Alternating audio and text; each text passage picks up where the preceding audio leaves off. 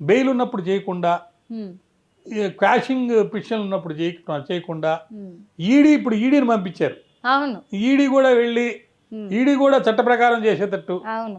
ఇప్పుడు బెయిల్ విధానంలో కూడా మనకి మార్పులు వచ్చినాయి. ఉమ్, ఇప్పుడు ఎక్కువ మంది ఆలోచించేది ఏంటంటే కేటీఆర్ అరెస్ట్ అయితే కేసీఆర్ బాధపడతాడా లేదా, ఉమ్.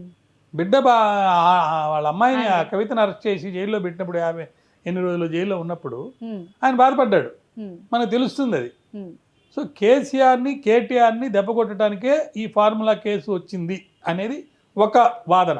ఓకే. మరో వాదన ఏంటంటే అసలు ఈ అధికారులు ఇప్పుడు హెచ్ఎండి అధికారి ఆయన పేరు ఏదో ఉంది, ఉమ్, ఆయన ఎందుకు డబ్బు పే చేశాడు, ఉమ్, ఎవరు చెప్తే చేశాడు, ఉమ్, మరి ఎలక్షన్ కోడ్ ఉన్నప్పుడు డబ్బులు ఎలక్షన్ కమిషన్ యొక్క నాలెడ్జ్ తోటి పర్మిషన్స్ తోటి చేయాలి, ఉమ్, మరి అది లేకుండా ఎందుకు ఇచ్చావు.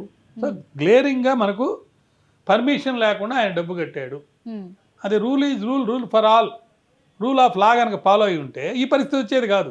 ఓకే. ఏమవుతుంది, అదే డబ్బు ఎలక్షన్ అయిపోయిన తర్వాత ఇస్తారు, ఉమ్, లేదంటే ఎలక్షన్ కోడ్ రాకముందే ఇచ్చి ఉండాలి. ఉమ్.